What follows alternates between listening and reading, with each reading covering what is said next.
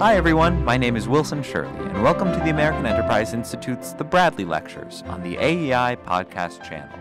The Bradley Lectures, given for over a quarter century at AEI beginning in September 1989, were sponsored by the Lyndon Harry Bradley Foundation. AEI Senior Fellow Carlin Bowman and I hope to bring new life to this series by releasing them as podcasts for your enjoyment. In this episode, we're revisiting conservative internationalism, armed diplomacy under Jefferson, Polk, Truman, and Reagan, by author and historian Henry Nau, originally delivered at AEI in November of 2013. Two schools of thought typically emerge when Americans debate their place in the world: a realist nationalist school and a liberal internationalist school. In simple terms, they ask, are we to be Fortress America, or are we to be the world's policeman? Nau posits a third school of thought, conservative internationalism, which he traces through 4 American presidencies. Combining critical parts of the other two schools, conservative internationalism affirms the objectives and values of the liberal internationalists with the means and purposes of the realist nationalists. We've seen the costs in blood and treasure of American retreat, as well as American overextension.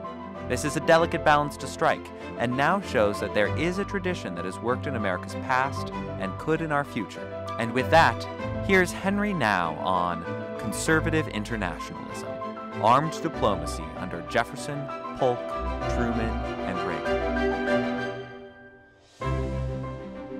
In some sense, my remarks this evening tries to build a big tent in which we can see how we all fit together, we conservatives fit together, even while we have significant differences that are also important and usually, under most circumstances, productive.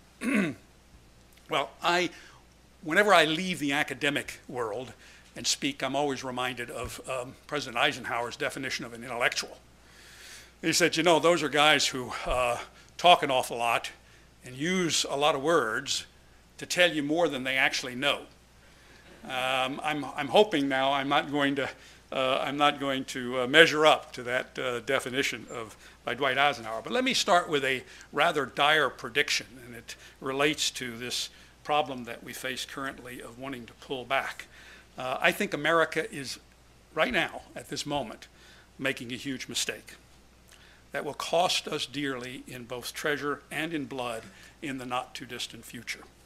Now, what do I mean? Well, we are repeating an historic pattern of overreach and then withdrawal. 10 years ago, the American people voted overwhelmingly to attack Afghanistan and Iraq. We forget those were rather significant majorities in those days. Today, they are voting overwhelmingly to hightail it home and never to put boots on the ground again in Syria or anywhere else. Now, this has happened many times before. It happened after World War I, after World War II, after Korea, and after Vietnam, and now again after Iraq and Afghanistan. Each time, by the way, that we have withdrawn, within a decade, we have been hit again by developments from abroad. The withdrawal was futile. If some people today think that our policemanship of the world is futile, the withdrawal is equally futile. What happened after our isolationism in the 20s and 30s? Well, we know Pearl Harbor happened. What happened after we turned over the world to the United Nations in 1945? Well, the Berlin blockade happened and the Cold War happened. What happened after the Korean War? Well, the Berlin Wall and the Cuban Missile Crisis happened, bringing us closer to Armageddon than any other crisis in our history. And what happened after the Vietnam War? The Shah fell, Iran seized our hostages, and the Soviet Union established naval bases in Vietnam, projected military power for the first time in Africa, and invaded Afghanistan. Now, I would predict that is exactly what will happen again this time around. We will drift and retreat until the despots, not other democracies, as the Obama administration hopes, step up and become overconfident and do something foolish like attack us. That possibility, by the way, is being put into place right now in the al-Qaeda-controlled areas of Syria, of northeastern Syria. Then we will go back in after we've been hit full bore at much higher cost than if we had intervened earlier, and we'll eventually overextend ourselves again, repeating the pattern. Now, why do we do this over and over again? Well, I will argue it's because we lack the foreign policy tradition actually is there. It is there in history, but we lack an articulation of another foreign policy tradition, a third foreign policy tradition, which keeps us in the world, I would argue, for a worthy cause at an acceptable cost.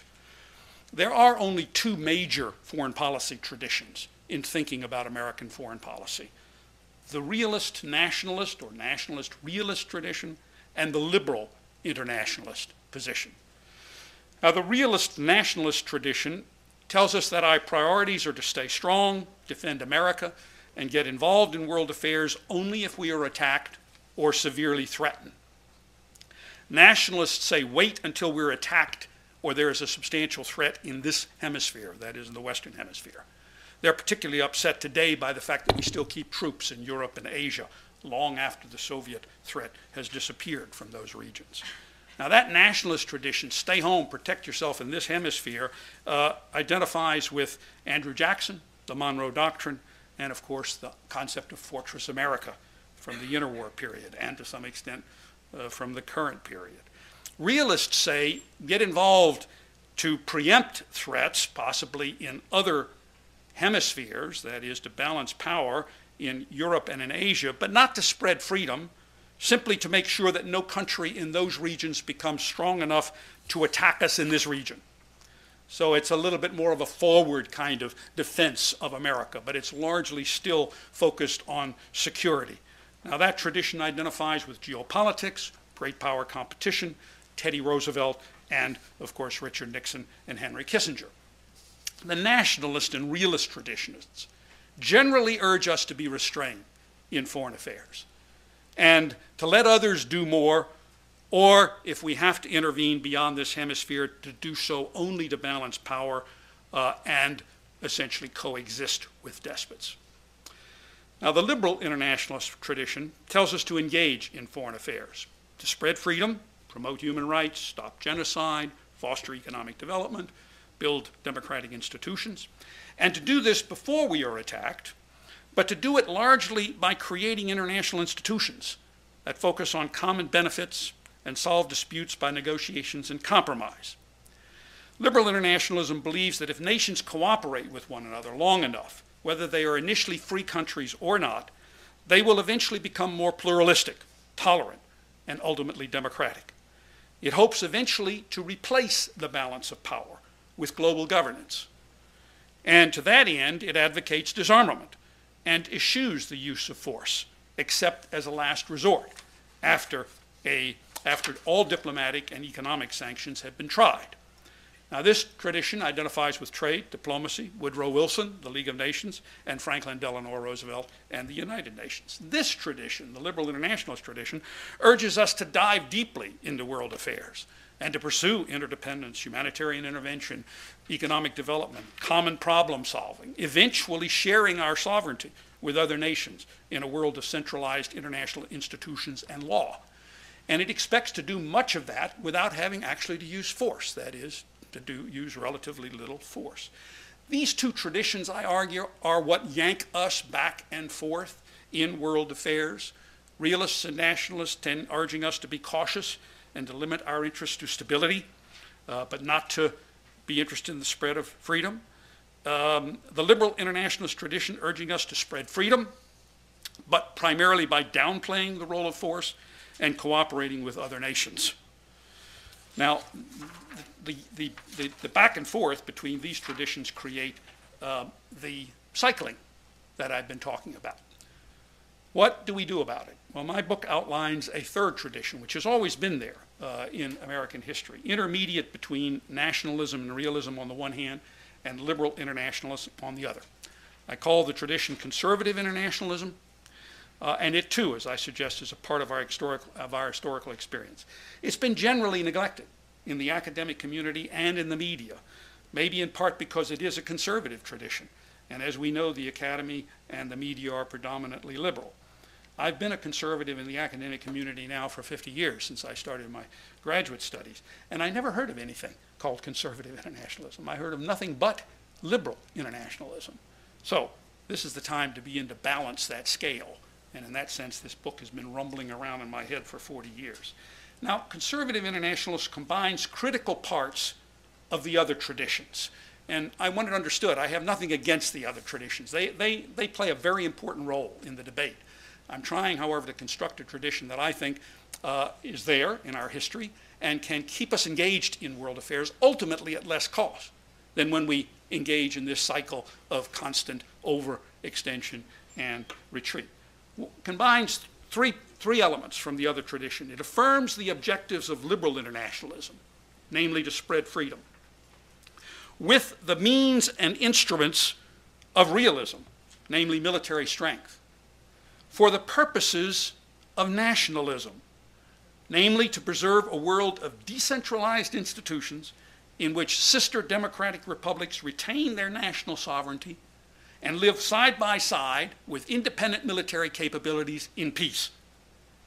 A world, in short, with a Second Amendment guarantee for nations, the right of nations to bear arms in a world of democratic peace, just as we insist upon the right of individuals to bear arms in a democratic republic such as our own. Now, how is this possible? Let me explain conservative internationalism in 5 steps and give you examples of each step from the foreign policies of the 4 presidents I study. Now, I may concentrate on Ronald Reagan because that's my next book, which I've already started on, but there are marvelous examples of these same tendencies that I identify with conservative internationalism in the policies of other presidents. Many of them, by the way, that we know very little about, like James Polk, which is unfortunate. Also reminds me of how important it is for conservatives to be involved in the legacy battle, that is, the battle over the legacy of different presidents. Polk, of course, was a limited government president, and to some extent, therefore, much less sympathetic in the academic world than I would like to see him be. First, what do I mean by conservative? All right. Second, what do I mean by internationalism? Third, what do I mean by armed diplomacy, which, by the way, is the subtitle of the book? Fourth, how does conservative international set priorities for an armed diplomacy? All right, to spread freedom that has the best chance of achieving peace and that avoids going overboard and overburdening the American public with long wars and endless casualties. Fifth, how does conservative internationalism use diplomacy after force, just as it uses force with diplomacy? How does it use diplomacy after force to compromise, to cash in military leverage for settlements that do not necessarily defeat the adversary in a conventional military sense, but weaken it and move the needle towards greater global freedom? Now, Polk is going to be my example of that particular capability, even though Ronald Reagan is also a very good example. First, what do I mean by conservative? Now, this is a bit confusing at first, because in one sense, all Americans are liberals. That is, they are classical liberals. Louis Hartz once wrote a book some 60 years ago, a seminal book called The Liberal Tradition in America. If the Academy had been conservative, he would have entitled it the classical liberal tradition in America. Because he argued, and I think he was right, that both American parties are liberal in the sense that they are wedded to individual liberty enshrined in the Bill of Rights and to political equality enshrined in the Declaration of Independence. They are classical liberals in the spirit of John Locke and Adam Smith. Now, as a result, Hartz pointed out that there were and are no pre-Enlightenment reactionary parties on the right in America, like fascist parties in Europe, or post-Enlightenment radical parties on the left in America, like communist parties in Europe. European parties, while European parties lurched right and left over the past 200 years, American politics, for the most part, even through the course of a civil war, remained remarkably centrist. We should remember that today when we bemoan polarization in American politics. Compared to Europe's experience, the two American parties are not that far apart from one another, and partisanship in America generally plays out in the center of the political spectrum. We have a strong classical liberal party in this country. It's called the Republican Party. They don't in Europe, unfortunately. It got shattered through several wars in the course of European history. It's one reason, by the way, I think we have some difficulties communicating with Europeans, especially Republicans, they have very small liberal parties in the middle of their political spectrum, people who believe in the free market and in libertarian principles. We have a big one, and we ought to keep it big, because someday maybe it will influence Europe and bring back some of the center parties in Europe. Now, I don't mean to say that Europe is on the fringes today, because what's happened is the two fringe parties in Europe have now joined hands, in a deathlock over the center, because they never want anything to happen again like that which happened in Europe in the 20th century. American conservatives and American liberals, however, differ in two very important ways. Right? American conservatives have remained classical, or I like to say Republican with a little r, liberals. All right? While American liberals have become more communitarian, or they have become social liberals.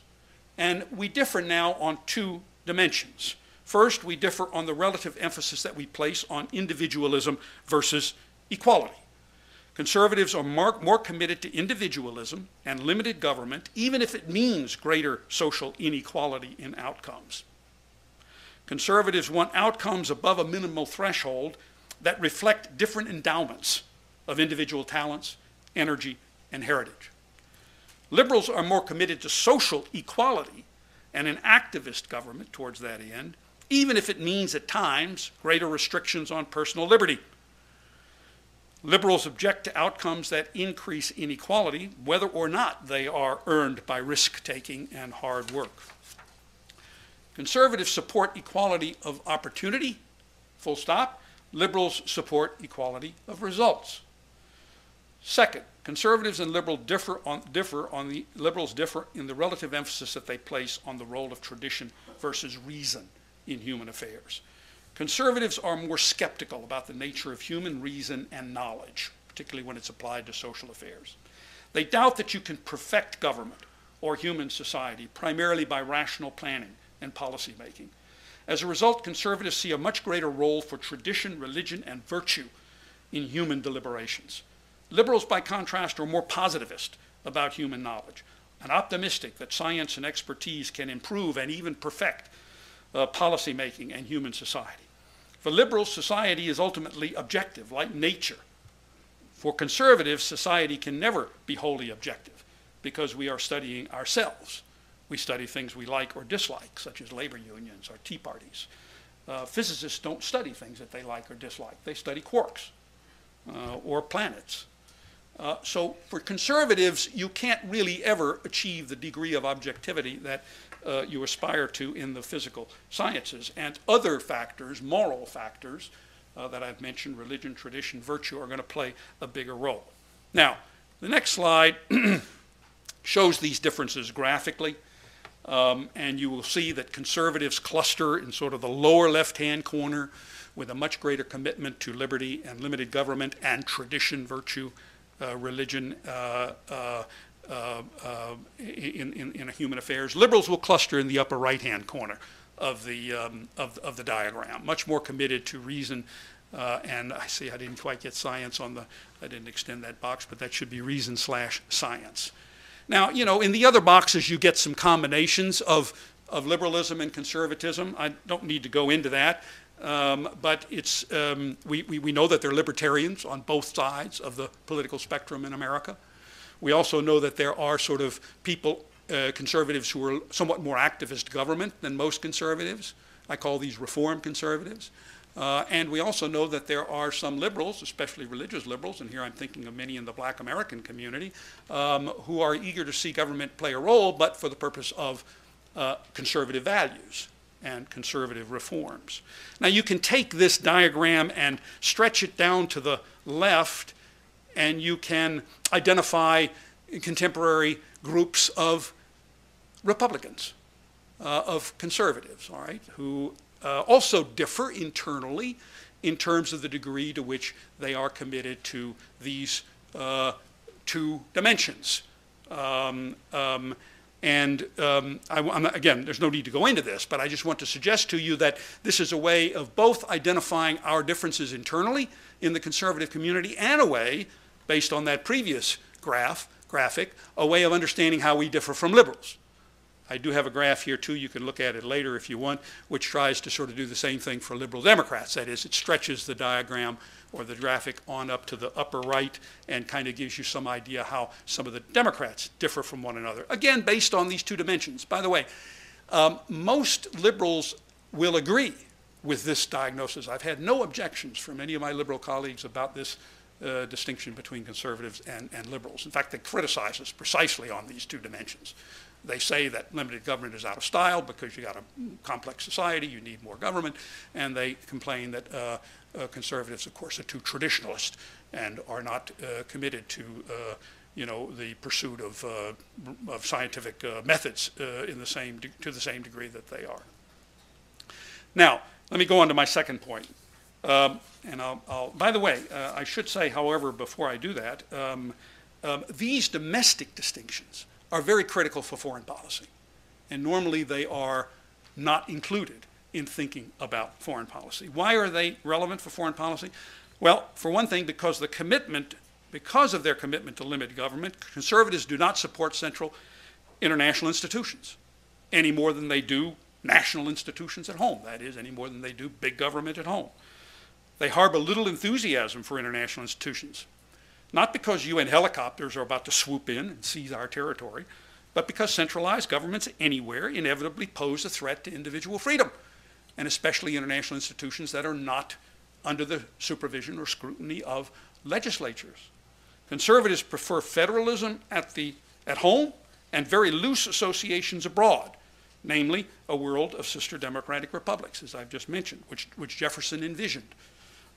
Not a world of centralized institutions such as Wilson and Franklin Roosevelt envisioned.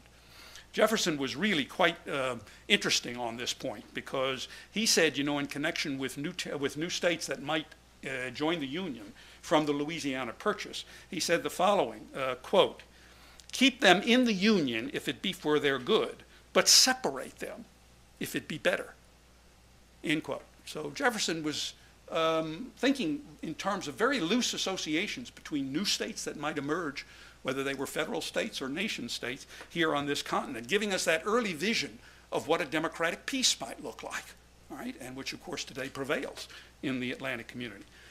Now, secondly, because of their commitment to tradition, religion, and virtue, conservatives do not think that the advance of liberty is just a matter of time, something that's going to happen automatically as science and modernization progress and slowly civilize, if not democratize, all peoples. They are less sanguine than liberals that free trade and economic prosperity will bring about political freedom through lots of international cooperation and little need for the use of force. Conservatives see the advance of liberty more as a moral struggle, all right, not just a military and economic struggle. And one that ultimately is going to have to include the responsible use of force in relationships with despots. Jefferson was the classic conservative internationalist on this count. He made a comment in his first inaugural address, which, by the way, Ronald Reagan repeated over and over again, included it in a letter to Brezhnev already in April of 1981. Included a paraphrase of it in his inaugural address. And here's what Jefferson said. I think I've always thought conservative institutions everywhere ought to have this on their banner. Quote, "Sometimes it is said that man cannot be trusted with the government of himself. Can he then be trusted with the government of others?" End quote. There's the concept of, if we don't have people who can govern themselves at the level of families and communities, local institutions, why would we ever want them governing us at the national level? So you build from the bottom up. It's a concept which is extremely important and still important today. And don't let people tell you that, the small government, big government distinction is no longer relevant. Yes, it is relevant in just precisely this sense, that we're looking for a community that is built from the bottom up, not one that is steered from the top down. And Jefferson also put the public square above science. He also believed, in other words, that issues ought to be resolved by the people and not by the experts. And he made this wonderful comment in his inaugural, quote, if there be any among us who would wish to dissolve this union," that means advocate treason, "or to change its republican form, let them stand undisturbed as monuments to the safety with which error of opinion may be tolerated, where reason is left free to combat it." He genuinely believed in debate, in argumentation. He believed in education, by the way, wanted to be remembered as the founder of the University of Virginia, more so than as the President of the United States, but believed that if you gave people that education, they knew best, all right, by arguing these issues out in the public square. You don't have to resort to the experts or rely on the experts. And one glaring example of that for Jefferson was, of course, the Alien and Sedition Acts. You know, legislation, by the way, passed by the majority in the United States at that time, who put 300 of his journalistic supporters in jail, not a one of the Federalist journalists. And, you know, you might have thought that, boy, he would go after that law with everything he had. But he didn't. He said, look, he never challenged the constitutionality of it. And the reason was, he said, listen, the elections of 1800 and 1804 have taken care of it. The American people have taken care of it. They've made a decision. So there was a classic case of how I think conservatives genuinely would like to see most issues resolved in that public square, not in the back rooms of, you know, either courts. I understand we have courts and you have to have decisions by courts and so on, but I think there is a greater preference on the part of conservatives still for the open public square. Now, let me go to the next second point, internationalism. What do I mean by that? Well, generally here I'm addressing the question of whether foreign policy is primarily about defense and security, or is it about freedom and the spread of democracy? Now, you could say it's about both. Of course it is. But Americans differ on the relative emphasis that they place on these two factors. This is a big divide between the nationalists and the realists on the one hand, who say it's mostly about security, and the liberal internationalists on the other hand, who say it's mostly about spreading freedom. Also a big divide, including today, within the Republican Party. So the question is, how do we reconcile this question of the degree to which we should be interested in the security of America and as opposed to interested in spreading freedom beyond America? Now here Ronald Reagan is, at least for me, a good model. All right, because he did not accept either one of these positions. That is, he didn't accept the realist position that we should not be concerned about freedom abroad. He criticized the Kissinger, you know, the Nixon-Kissinger policy for being amoral or immoral. Nor did he, of course, accept the Jimmy Carter view that somehow or other our purpose was simply to cooperate, détente, get along with the Russians, and eventually somehow or other the Russians would mellow. No, Reagan brought something different to the table, and this, by the way, is an argument by John Lewis Gaddis, and I think he's absolutely right. What Reagan brought to the table is the need to weaken the domestic regime in the Soviet Union, weaken the domestic system in the Soviet Union. In other words, the purpose of both defense and of cooperation or détente is to ultimately change the character of regimes in the world, move the needle of freedom in the world towards more democratic regimes and fewer despotic regimes. Now, how do you do that? All right. Well, Reagan said, look, first you take a very solid nationalist position.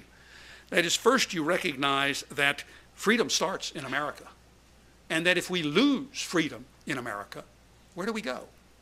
Where do you escape to? He actually told the Republican Convention in 1964 made that point. Quote, if we lose freedom here in America, there is no place to escape to, end quote. So you've got to start here. You've got to be concerned first about freedom here. And I have my students read a wonderful book by Walter McDougall, great historian at the University of Pennsylvania, called Promised Land, Crusader State. And McDougall is, in fact, a good solid. He's one of the best nationalists I read in trying to understand that tradition. Nothing pejorative in my use of the term nationalist, by the way. You'll also see that in the book. It's an admirable tradition.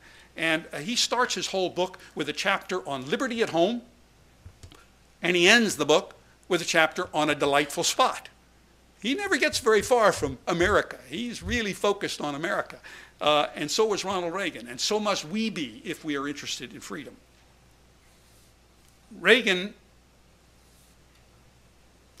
But Reagan also understood that America wasn't unique, and that freedom did not stop at the water's edge. He understood that we were more than just one republic, liberty at home, and more than just one piece of geography, a delightful spot. We also represented, in Lincoln's words, the last best hope on earth. In Fulton, Missouri, in 1952, here's what Reagan told the graduating class at Wilbur Wood College. Quote, "America is less a place than an idea. The idea of the dignity of man, the idea that deep within the heart of each of us is something so godlike and precious that no individual or group has a right to impose his or her will upon the people," end quote. Reagan also warned us that as an idea, the United States could not be indifferent to the great moral struggle taking place across the landscape of world history. All right? He told the National Association of Evangelicals in March 1983 the following, quote, "I urge you to beware of the temptation of pride, the assumption of blithely declaring yourself above it all, and label both sides," he was talking about the US and the Soviet Union, "as equally at fault, and thereby to remove yourself from the struggle between right and wrong and good and evil." He never flinched from standing up for freedom wherever he went. And he talked about freedom in a way that related to the culture in which he was speaking. But he never flinched. He said in Shanghai, we believe in the dignity of every individual. He said in Moscow, he actually asked the Soviet government, when are you going to recognize that if you want creativity and prosperity in your economy, you're going to have to recognize the source of creativity and prosperity in your economy, and that's the individual. And you're going to have to let that individual know that you respect them, and that you do by giving them their full rights. Now, he said all of this in 1988 when he was supposed to be, a nice guy, giving up the notion that that the Soviet Union might have been a little bit evil. He dealt with it differently, but he still dealt with the differences, and he still stood up for freedom. So he knew that we couldn't ignore freedom abroad if we're serious about it here at home. And I want you to think about this. I think the two are inextricably linked. That is, the future of freedom here and the future of freedom abroad. In this way, when we neglected freedom abroad in the 1920s and 1930s, American freedom suffered. The Ku Klux Klan peaked in America in the 1920s and 30s, 5 million members, and white-sheeted wizards marched down Pennsylvania Avenue, 30,000 strong, in a brazen blizzard of bigotry. You can see those pictures on the internet. On the other hand, when we cared about the freedom of the world, when we cared about freedom in the world after World War II and rescued Europe from totalitarianism, we made more progress on civil rights at home than at any time since the Civil War. So I don't think these two are antithetical. I don't think they subtract from one another. I think we've got to be concerned about them both. And so that's the message I would sort of convey to our own nationalists and realists, who will always be more cautious, and that's good, because we'll see in a minute, we need to be disciplined in this commitment to freedom abroad, but I don't think we can escape it in any way without actually losing our freedom here at home.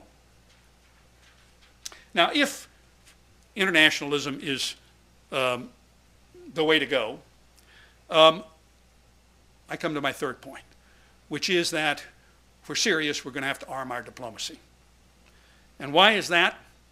That's for one simple reason, because despots arm their diplomacy. And we're dealing in a world with despots. We're not dealing in a world with democrats. So let me flesh out this third point. I'm talking now, and throughout the book, when I talk about military force, I'm talking not just about military intervention. I'm also talking about the use of military force to build up defense, peace through strength. And I'm also talking about the deployment of forces, the timely deployment of forces in order to influence the balance of power and therefore influence military calculations, even without necessarily using military force. But I'm not talking about economic sanctions, and I'm not just talking about diplomatic isolation. Liberal internationalists are very clear about when force should be used in diplomacy. They argue that force should be used only as a last resort, after all non-military measures have been exhausted. Now, they believe in the use of force, don't get me wrong. If America's attacked, all of the traditions want to defend America, right? But in situations before an attack, liberal internationalists generally prefer to reserve the use of force as a last resort. They want to start with shared or common interests. They want to start with diplomacy. They want to build trust in that context. And so they want to refrain from the use of force because that destroys trust. That disrupts negotiations. Right? So their inclination is to say, let's try to deal with this rationally across the table from one another. And okay, there's a threat of force always in the background, but we can make progress without having to resort to the use of force. Now, all of that would be well and good if we were dealing with other Democrats. After all, we settle problems in this country, and we settle problems with other countries in the democratic world without resort to military force. We have all sorts of rules and institutions and negotiations that bring us together. But in fact, we aren't doing that internationally. We are dealing with despots who use force daily, all right, and will certainly, in order to stay in power at home, and will certainly use force against us if they get a chance. Reagan used to always tell that to us at small meetings. He'd say, my gosh, they did that. He says, just think if they do that to their own people, what they'll do to us if they get the chance. He was making that point, that we're dealing with some pretty tough customers out there. Now, they believe, that is, despots believe in using force before and during negotiations, not just after negotiations fail.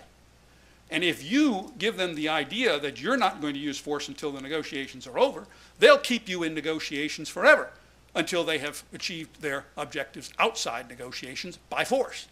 Think of Iran today. Good example of what I think Iran is up to. They're making progress on all of their objectives outside the negotiations while they do everything they can to keep us involved in negotiations.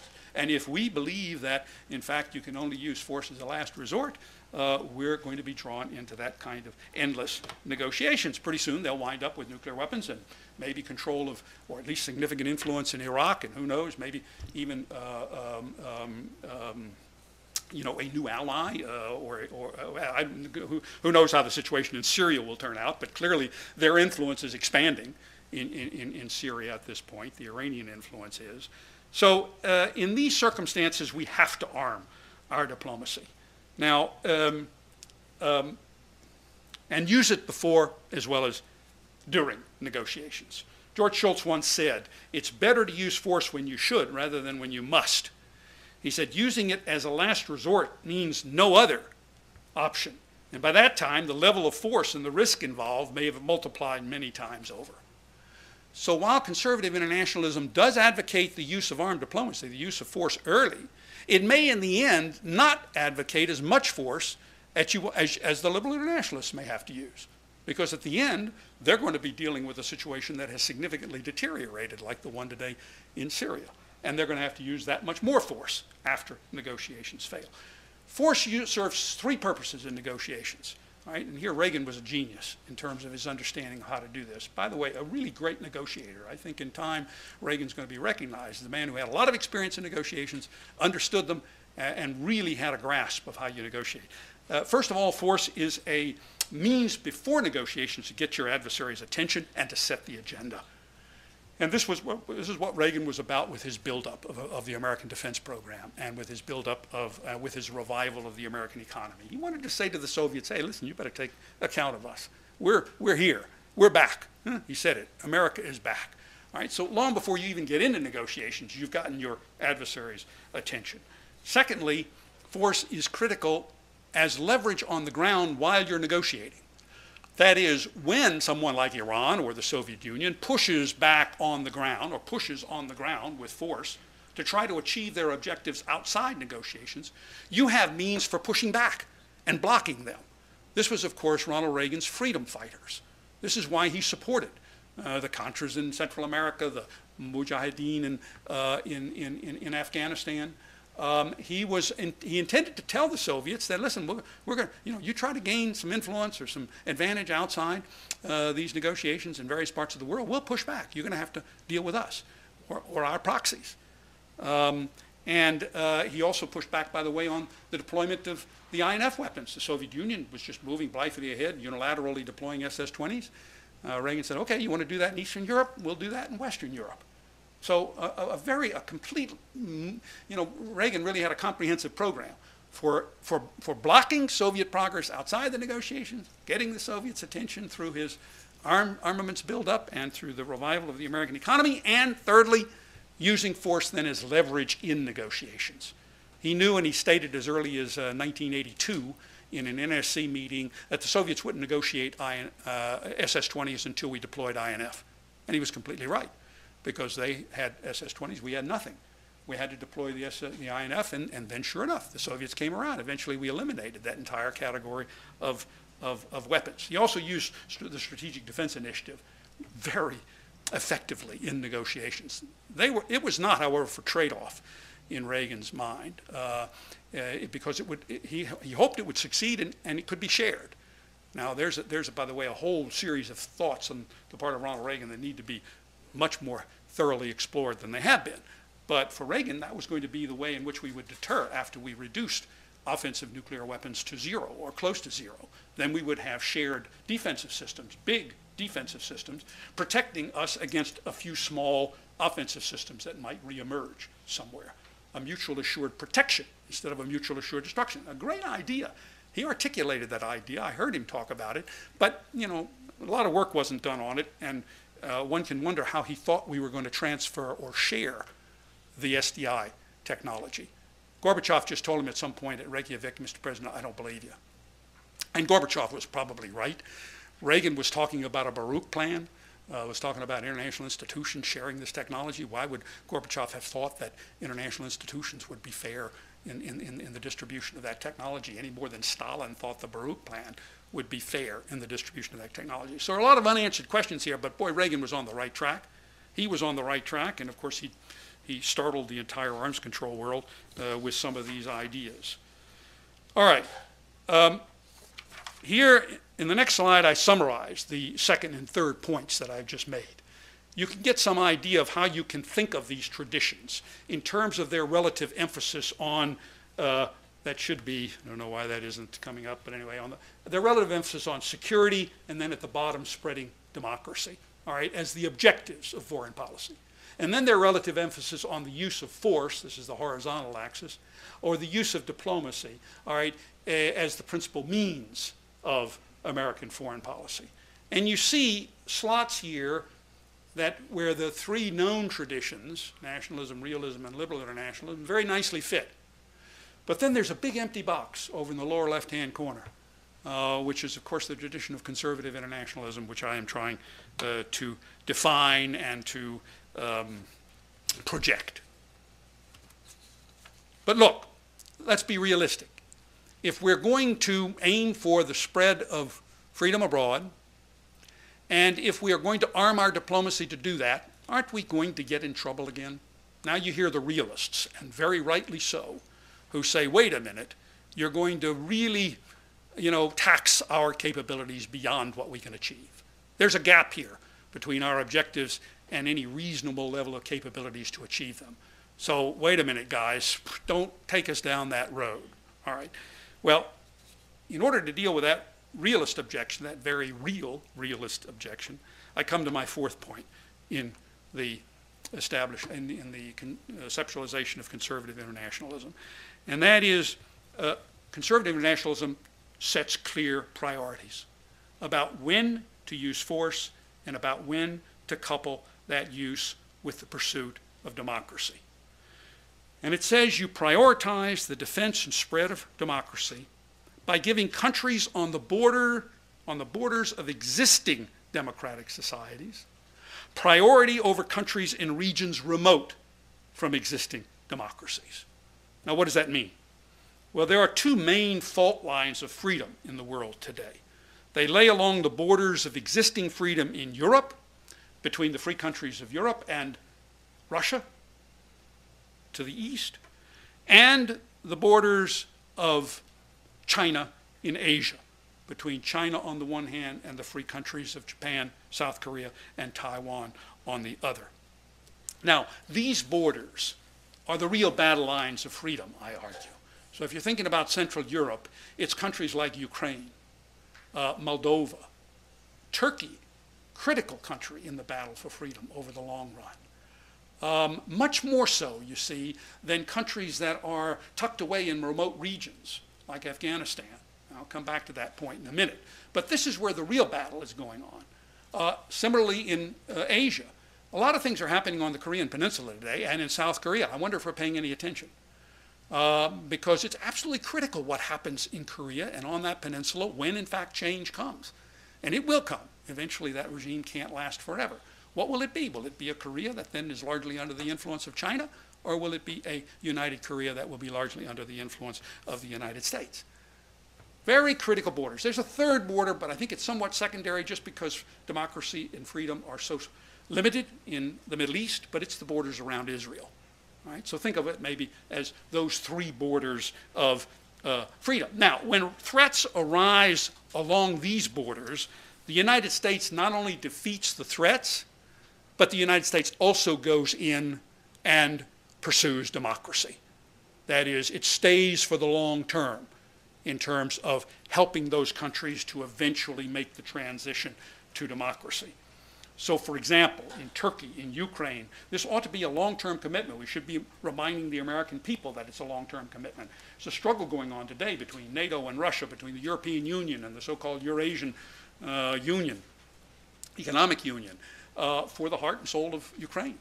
And that's an incredibly important battle. There's a battle going on in Turkey between the evolving sort of democratic institutions of Turkey, and let's face it, Turkey's a little bit further along in that battle, at least until recently, than Egypt is, all right? And the resurgence now of Islam and of Islamic thinking and of theocratic thinking and potentially of thinking in the Erdogan government that they will never let themselves be voted out of office by free and fair elections. I mean, that's obviously, of course, the sine qua non of being a democracy. So we should have our eyes focused like a laser beam on these countries.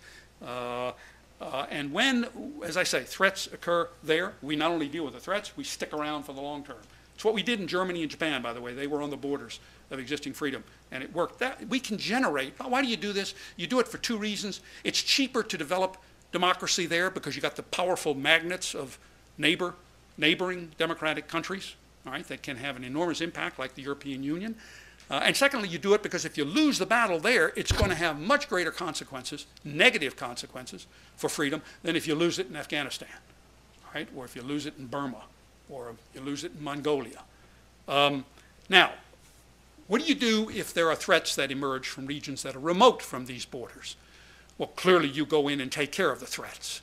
And we had every reason in the world to go into Iraq, and I still believe also into Afghanistan, and also I believe into Iraq, in order to deal what we perceived at the time to be very real threats. But you don't stick around for 10, 20, 30 years to try to build a perfect democracy. These countries are remote from other democratic countries. The costs are going to be much higher. The cultures are much different. You're going to have a much more difficult time. It seems to me that we could learn something from, the Vietnam and now the Iraq and the Afghanistan experiences, and that is, look, when you face a threat in these countries, by golly, go in and take care of the threat. We had to get rid of the Taliban government. We had to put something in its place, but then don't assume that you've got the perfect solution. Get out so that maybe in 2 or 3 years, if you need to go back in again, you can, all right? And you kind of ratchet these governments maybe towards some kind of greater openness and pluralism. But you don't stick around for 10 or 12 years and leave behind governments which are no stronger. They're no stronger than the governments we would have left behind had we gotten out of Afghanistan or Iraq in 2006, 2007, or 2008. Now, again, my druthers would be to stick it out, but I'm trying to find some discipline here that accords with the sense of the American public. They've never gone for these long wars of drip, drip, drip casualties, all right, where the countries where the threats were in remote regions, all right, and where there wasn't a kind of there wasn't a looming threat of the Soviet Union sort of standing over the entire process, as there was in the case of Germany and Japan. Now, Reagan was extremely good on this. He understood that the central threat to freedom was in Central Europe, not in Lebanon, or not in Afghanistan, or not in Central America. And therefore, he kept his powder dry in most of those conflicts because he wanted that powder available if he needed it in Central Europe. And believe me, some people today make Reagan out to be someone who loved to build up power but never to use it. Well, he scared the heck out of them. Most of those people who are saying that today were scared to death that he was going to use it back then. He was going to use his power, but only where it counted. He said to Cap Weinberger in the summer of 1981, Cap, can we do anything about these Soviet divisions that are mobilizing? There were 20, 25 Soviet divisions that were, blinking off and on the Polish border that entire year, all right, before Poland imposed martial law in December of 81. Cap Weinberger looked at him and said, no, Mr. President, we don't have any capabilities. You know what Reagan said? He looked at Weinberger and he said, listen, Cap, I don't ever want to be in that position again. You make sure I have a capability, all right, if I face that position, if I face that situation, a couple of years down the line. So here was a clear, hard-headed sense of where the priorities were. And yeah, then don't fire your bullets elsewhere. Don't get entangled elsewhere, all right, where it could cost you dearly and distract you from the major threats that you face. In some way, we have actually, in the last decade, we've done just the reverse. That is, we have over-concentrated our attention on these threats from remote regions, and we have actually neglected the threats that have been gathering severity along the borders of existing freedom. Ukraine today is weaker than it was 5 years ago. Turkey is weaker today than it was 5 years ago. I think even South Korea is a little bit more in jeopardy. Now its major economic partner is China, and things are happening there and discussions are going on there that I think we need to be concerned about. It's important. It's incredibly important for us to have some priorities and to discipline the use of armed diplomacy with those priorities. All right. Lastly, and finally, and also very importantly, a big part of conservative internationalism is also to try for peace. We're not trying for war. We don't want war. Reagan didn't want war. He was willing to take some risks with armed diplomacy, but his objective was peace. And so to get peace, you need to be in a position from time to time to compromise and to pick your time to compromise. Now, Reagan didn't want to compromise when he was weak, but after he improved his capabilities, he was ready to compromise. Cash in your military assets, all right, for diplomatic solutions. Now, and he did just that. The president who was really a genius in that was Polk, James Polk. He escalated the use of force. He threatened and then escalated the use of force 4 times in the war with Mexico.